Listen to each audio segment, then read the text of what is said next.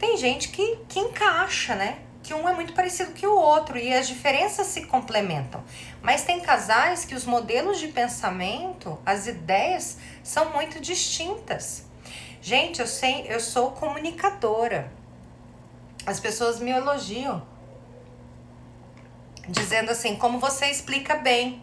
Mas muitas vezes eu tenho dificuldade de me comunicar com meu parceiro, que não entende o que eu falo. E não é porque ele não entende o que eu falo, é porque o modelo mental dele não está condicionado a entender o que eu estou falando. Por mais que eu trabalhe com isso. Por mais que você que está aqui com o coração aberto para escutar, está preparada para ouvir. Está preparado para ouvir. Então, isso nos casais é muito comum. É você falar A, o outro entende Z, Y. Mas por que ele entende isso? Porque ele tem uma programação, uma caixinha para observar, associar isso que está sendo falado de uma forma diferente. Então, Bert diz, né, que é o principal obstáculo para a reconciliação é o companheiro que pensa estar com a razão. Quantas vezes você aí ficou achando, não, mas eu tenho a razão da situação, eu estou certa, ou ele achando que ele está certo? E a gente precisa pensar que uma outra característica dos homens é que quando eles se sentem ofendidos, e nós mulheres temos habilidades imensas de ofendê-los, porque a gente tem uma arranhadura na alma muito grande, a gente já vai para esse relacionamento também com essas ranhuras, eles também, né? Mas a gente tem muita ranhura e a gente expressa essa ranhura com palavras que machucam.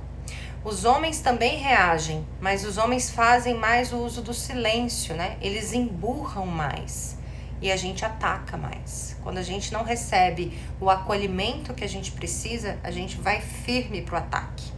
E o ataque gera ofensa no homem.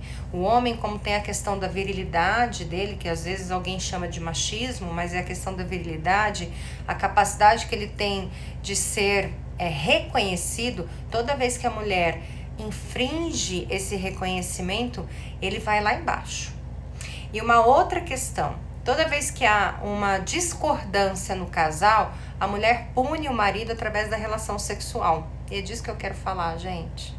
Não estou dizendo para você manter relação sexual se você está chateada, porque nós temos tanto o coração interligado com a nossa parte sexual, quanto a parte sexual interligada ao coração. É como se fosse uma ponte entre os dois, né? Mas é essa o nosso maior desafio, tratar o coração que vem das suas antepassadas, principalmente, para que você não entupa a sua energia sexual e para que você se libere dessa dor o mais rápido possível, a dor que você recebeu do seu companheiro, porque você vai receber. As pessoas estão aí, é a forma como Deus utiliza para a gente se desenvolver, é trazer um parceiro um pouco mais desafiador, trazer um filho desafiador, uma filha desafiadora, um chefe desafiador, um sócio desafiador, ou um funcionário, né, que você não pode mandar embora, por exemplo. São as formas que a gente tem de olhar para os nossos espelhos e nos desenvolvermos, certo? Quando que começam os problemas? Vamos falar agora de padrões do feminino, né? Eu vou contar uma história para vocês, que eu me coloquei aqui, mesmo que a gente tenha poucos seguidores hoje, como que eu me liberei de um padrão de um mês atrás. E foi muito difícil liberar desse padrão. Eu vou contar essa história para vocês já. Um padrão das mulheres do meu sistema. E olha que eu já me trabalho, e quando eu descobri que eu estava copiando o padrão, foi uma dor imensa, mas eu consegui sair, consegui resolver. Eu vou contar como que eu fiz isso. Antes, eu quero explicar para vocês por que a gente vive falando da ancestralidade. Quando você está dentro da barriga da sua mãe, você cresce ouvindo as conversas da sua mãe junto com seu pai e com as outras pessoas. Você escuta o que a sua mãe está vibrando naquele momento, de sentimentos, de emoções. Você está ali recebendo tudo. E você está ali sendo programado, igual uma caixinha de computador, igual um HD, de como você vai funcionar. Então 50% do seu funcionamento mental, emocional, ele é pré-programado. 50%. Os outros 50%, uma média 30%, é formado no ambiente em que você vive. Então você tem um ambiente escolar, de quando você é criança, os vizinhos, o madrinha, o padrinho, os bons exemplos de adultos e os ambientes em que você convive. E os outros 20% é você que faz dele como você quiser. Mas nós temos na nossa psique 50%, que é uma média que a neurociência identificou de como nós pensamos igual aos nossos pais.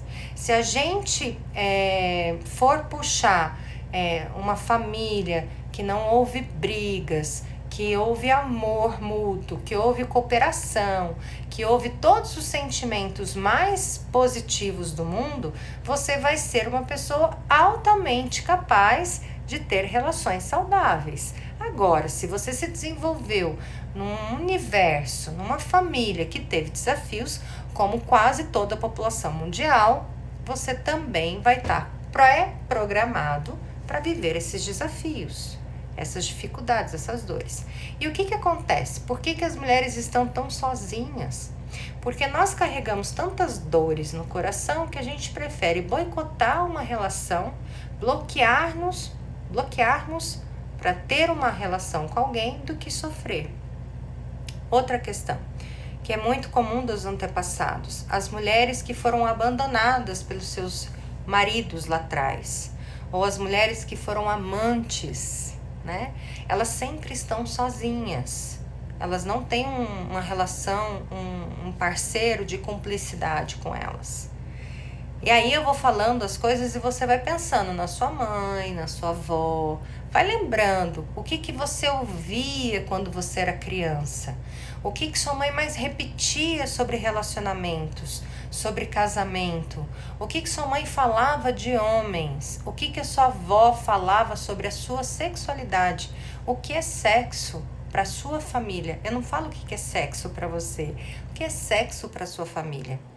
Quais são os benefícios e malefícios da sua energia sexual? Vocês sabiam que tem mulheres que são criadas dentro de um conceito de virgindade tão forte que elas se permanecem virgens mesmo depois de casadas? Não virgens biologicamente, mas virgens na alma, porque é tão proibido, é tão bloqueada essa energia sexual que ela vai para a maturidade junto com o marido, para a união física com o marido, que é previsto até em bíblica, né? Que é orientado espiritualmente para que isso aconteça, é prova de consumo de relacionamento, de casamento. O casamento que não teve consumo, ele pode ser anulado. É a união sexual, mas ela vai e continua sendo virgem, porque ela não se permite sentir nada. Ela não se permite se entregar a esta relação, porque quando ela era criança, o pai, a mãe, a avó, a tia disse que sexo era ruim, que sexo era sem vergonhice, que sexo era sujo, que os homens abusavam das mulheres, que os homens sempre estavam interessados numa mulher só pro sexo. Nunca te ensinaram que sexo é uma troca saudável e espiritualmente saudável. Estão entendendo o que eu tô falando? Já eu abro os comentários. É bem profundo o que eu vou dizer. E daí a gente continua virgem até 50, 60, 70 anos. E o sexo, gente, é a mola propulsora da vida. O sexo saudável, harmonioso.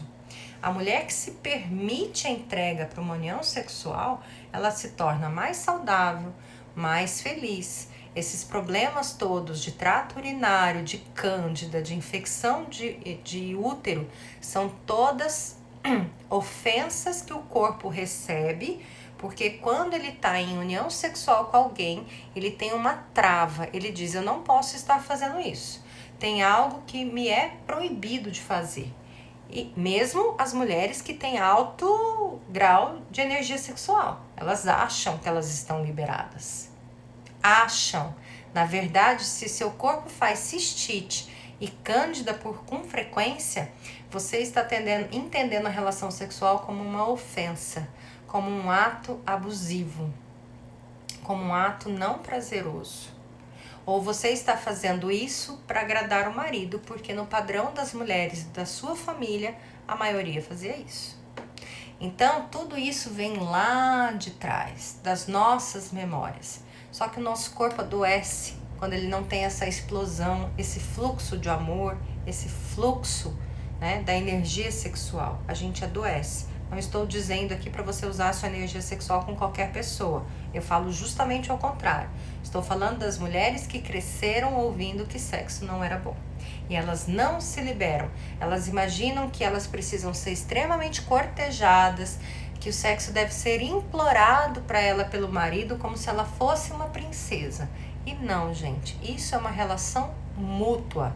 Os dois precisam caminhar juntos com essa sacralidade. E ainda tem um segredo. Durante o casamento, o sexo ele só se torna eficaz quando há uma separação do casal. A intimidade traz conexão do cardíaco, das emoções, de você querer cuidar um do outro. Mas o sexo exige um pouco de individualidade. Você deixa o outro um pouquinho no canto dele, você vai cuidar da sua vida e aquilo faz blindar a relação sexual. Porque se você está muito junto, muito grudado, também não tem magnetismo. Vocês já viram bicho na natureza como é que faz? Como é que eles se mantêm se procriando? Eles estão dormindo juntos? Estão sempre copulando? Não. É a mesma coisa o ser humano. Nós temos esse lado também, que é a atração sexual, que precisa primeiro de uma separação para depois ter a união, né? Então tudo isso eu passo na nossa turma das sagradas, ensinando, primeiro limpando a energia sexual, que muitas vezes vem com muita crença, com muita dor, muitas mulheres que se sentiram usadas, muitas mulheres que são desvalorizadas, muitas mulheres travadas sexualmente, mulheres que já estão na menopausa e que se descobrem novamente com esse poder sexual. A última turma eu tive uma menina, uma amiga, né, uma amiga sagrada, que fez toda a retirada do útero, dos ovários, e ela sente, mesmo sem hormônios, sente tesão, né? Então, isso para vocês verem como é do nosso corpo, é energético, independente se você tem hormônio ou não, é pro resto da vida. Você pode ter tesão pro resto da vida, e isso é extremamente saudável e espiritualmente correto. Quem diz para você que isso é errado? Vamos destruir imediatamente essas crenças, né?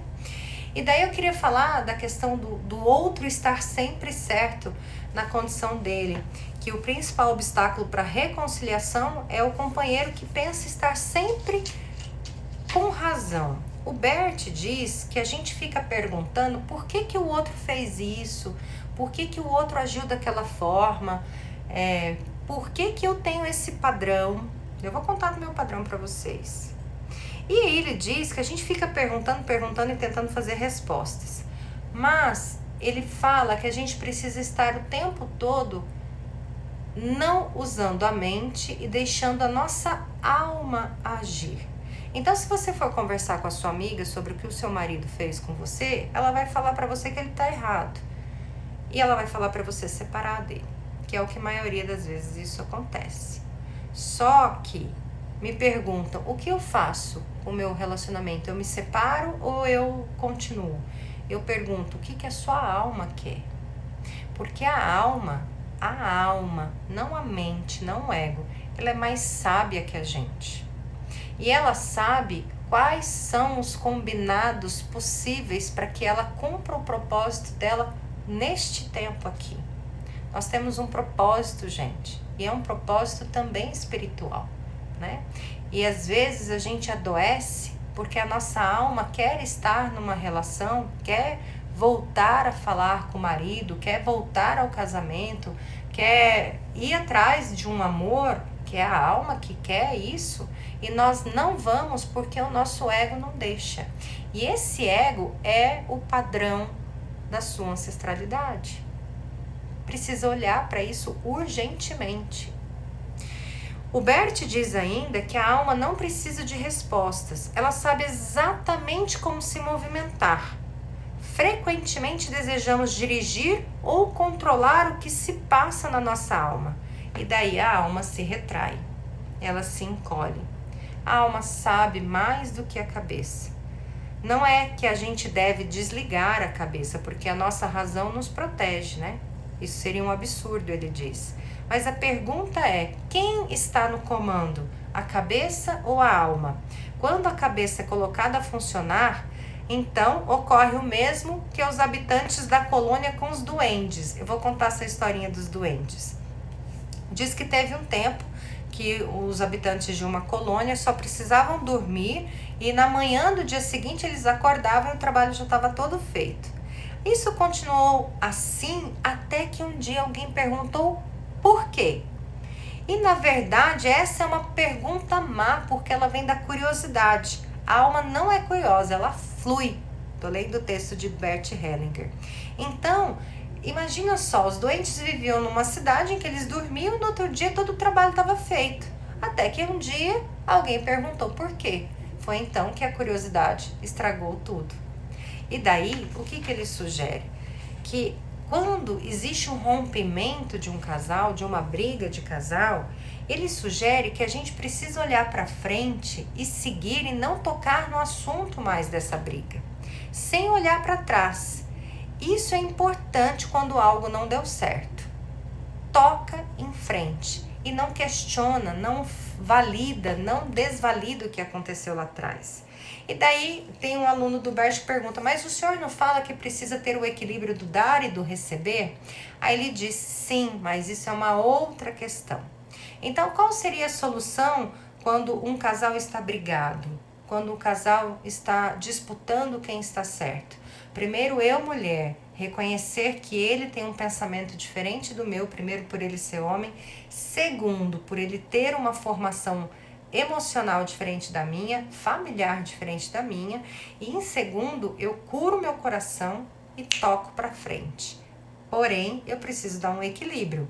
Então, ele diz assim, a mulher precisa ficar quieta um pouco mais, precisa queimar o feijão, precisa deixar o arroz mais cru, precisa fazer algo quando alguém fez algo de errado que acha que não fez, para poder equilibrar a relação.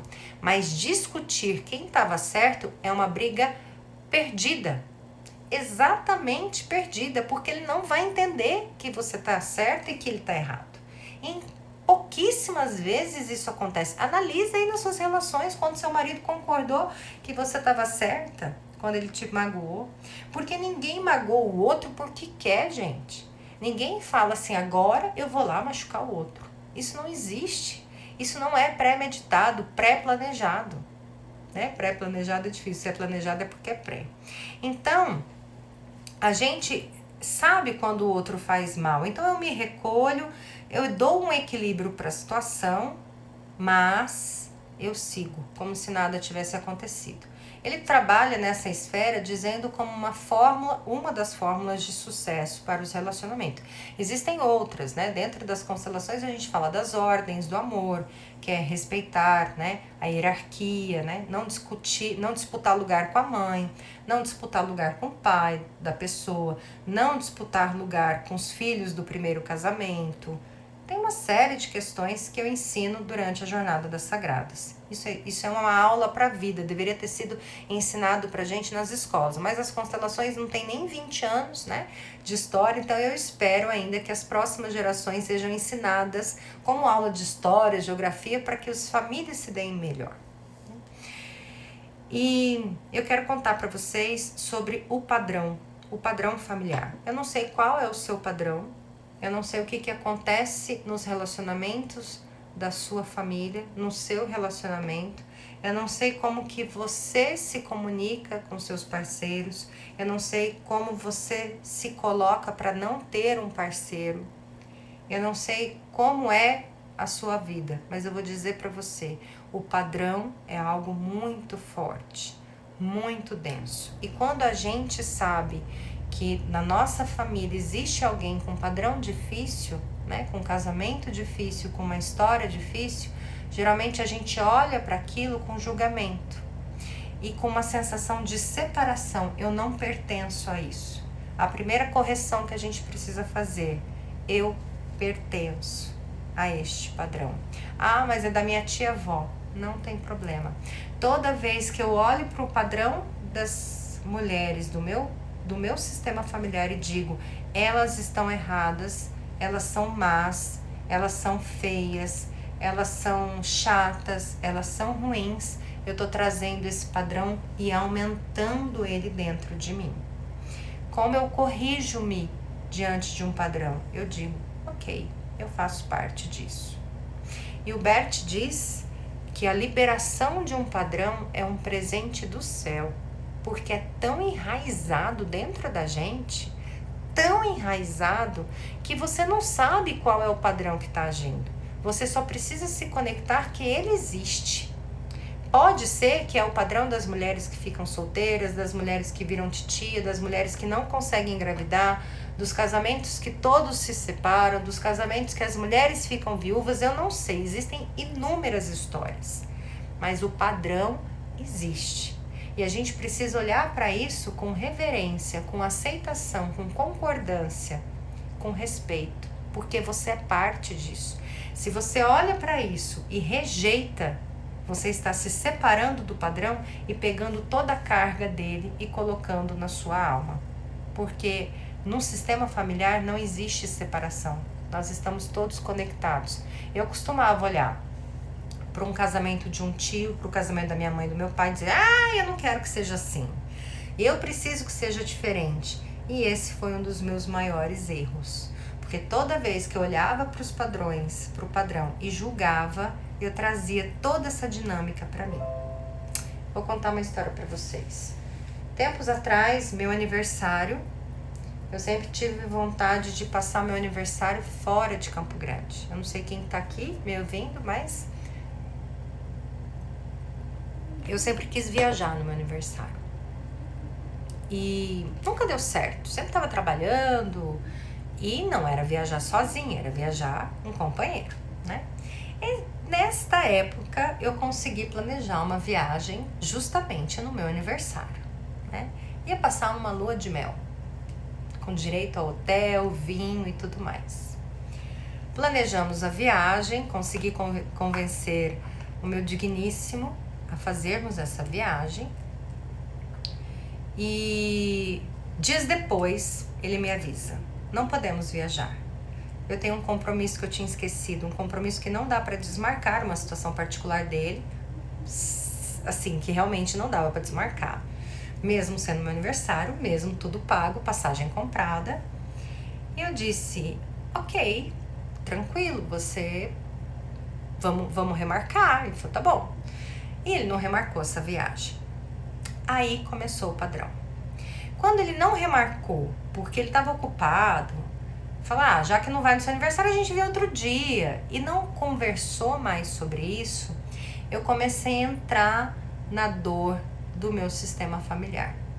Desde que eu era pequena, eu ouvia minha avó, minhas tias, a minha mãe dizendo, elas brincavam entre elas que elas eram viúvas de maridos vivos. E eu nunca me deparei que isso era algo que trazia dor, porque na minha cabeça elas falavam aquilo e eu achava que elas estavam felizes, né? Tá bom, deve ser legal ficar sozinha sem o marido.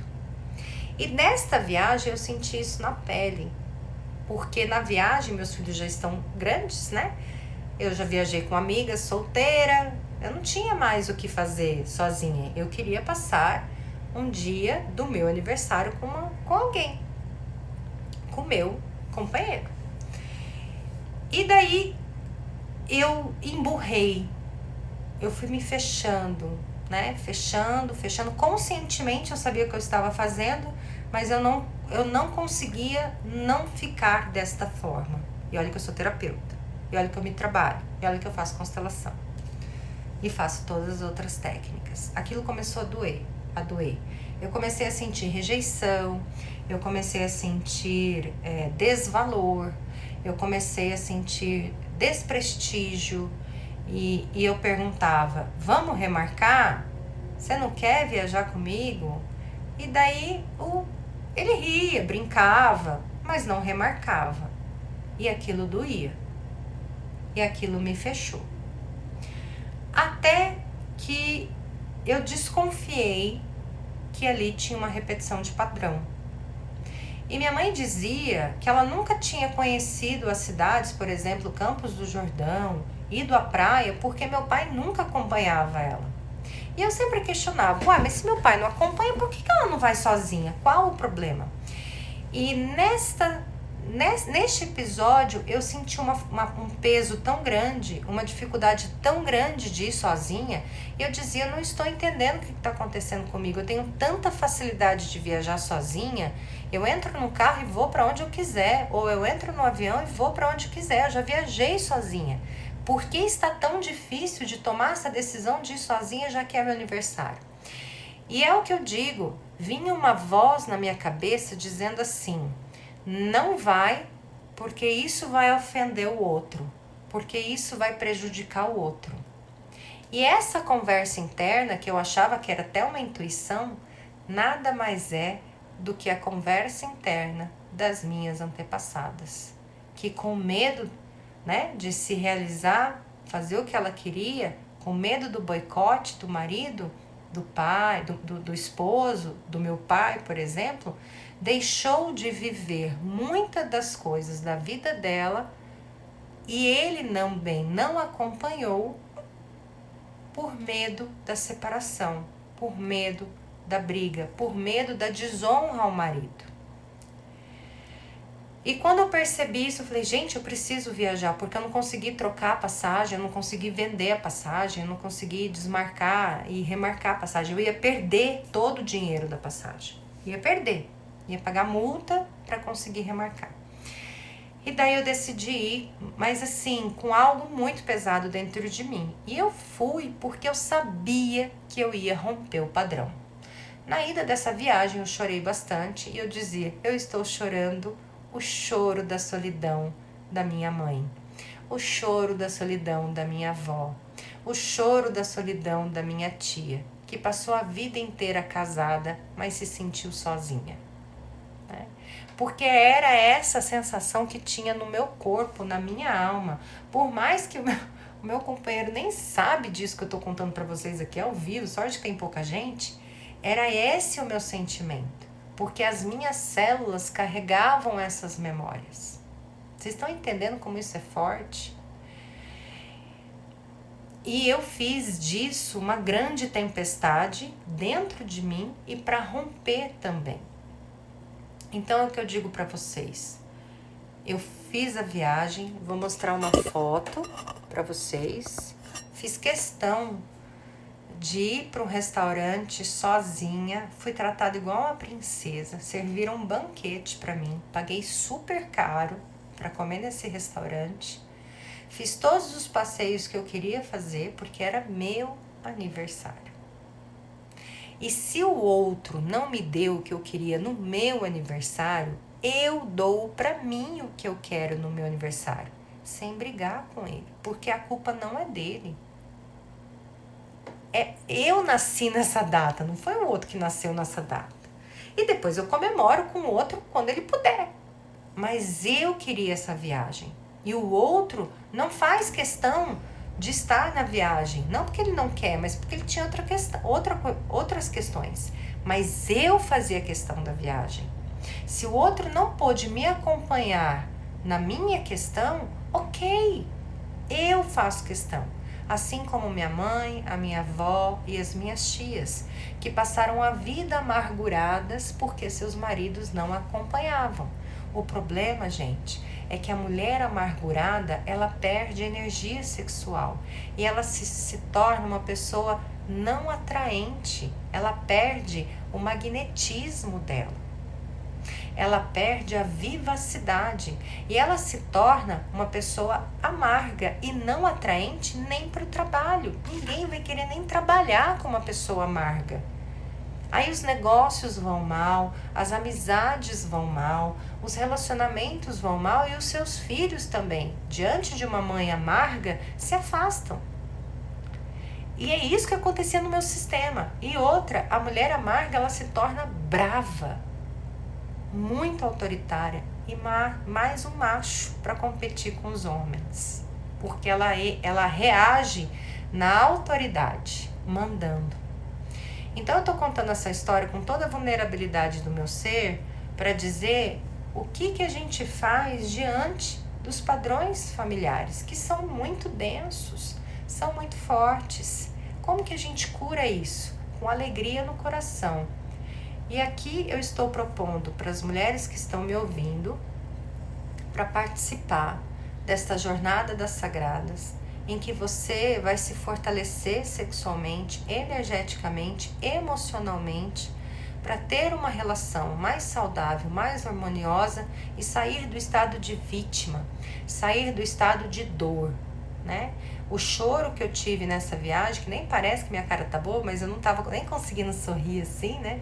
Hoje eu estaria sorrindo, mas como eu estava vivenciando a dor aí das antepassadas, eu fazia os movimentos, mas eu sentia no meu coração essa dor. E eu dizia, essa dor não é só minha, essa dor era a dor das minhas antepassadas.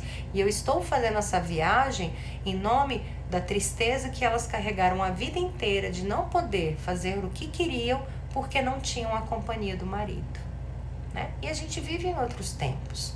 A gente pode viajar sozinha, a gente pode se presentear sem ser uma atitude de birra, porque isso também machuca o outro, né? Então, quando eu contei pro outro que eu ia viajar, eu falei assim, olha, eu vou. Ele falou, tá bom, tudo bem. Ficou ok. Eu fiquei feliz de ter ido, apesar de ter sido difícil, porque tinha essa dor que eu carregava, mas essa dor era minha. Ele não tinha nada a ver com isso. Ou melhor, ele tinha tudo a ver.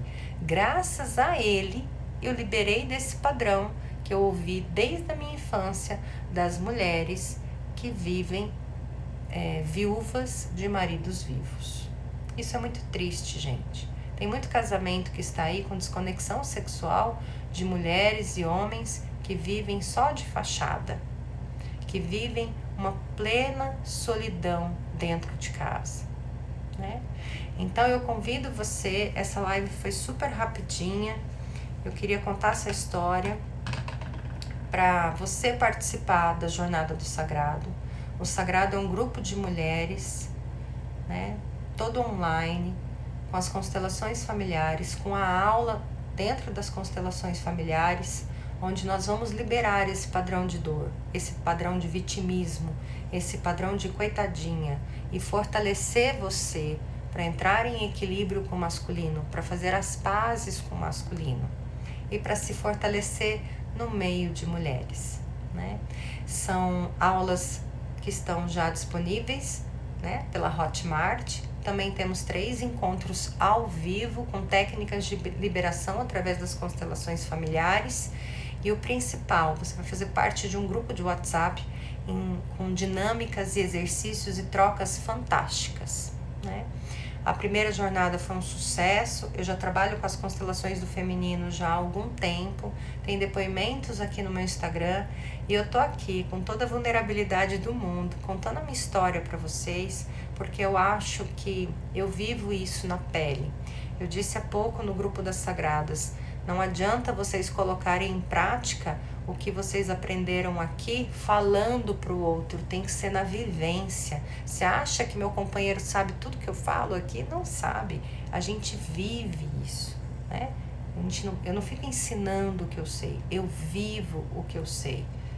E é difícil, e mesmo assim a gente vai se trabalhando, também é desafiador.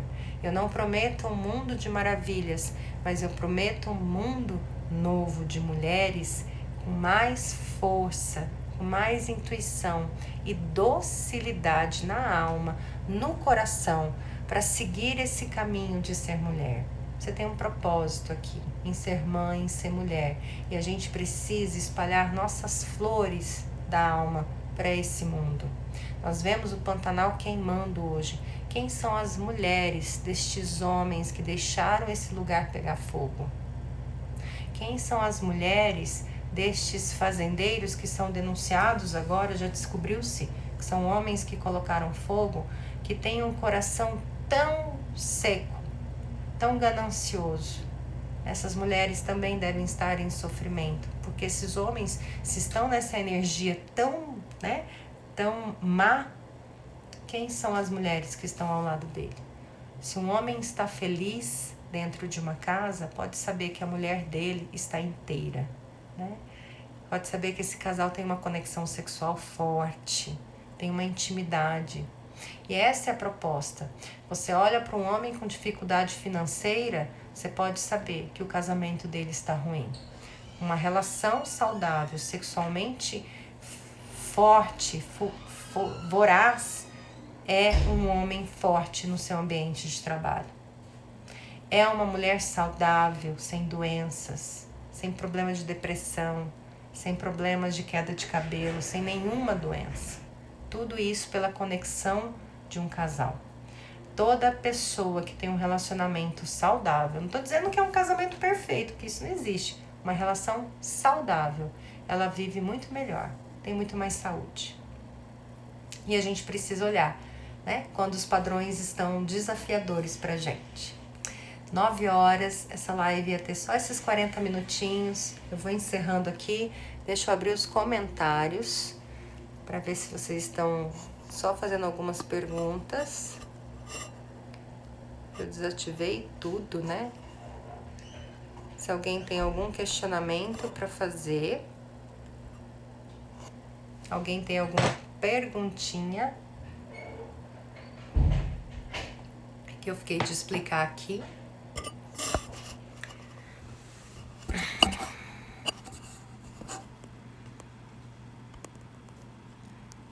Não temos? Então, eu vou encerrando aqui essa live. Não consegui ativar as solicitações para os comentários. Espero que tenha contribuído com vocês. Obrigada por terem me ouvido e a gente vai se vendo. Até a próxima, tá bom? Beijos!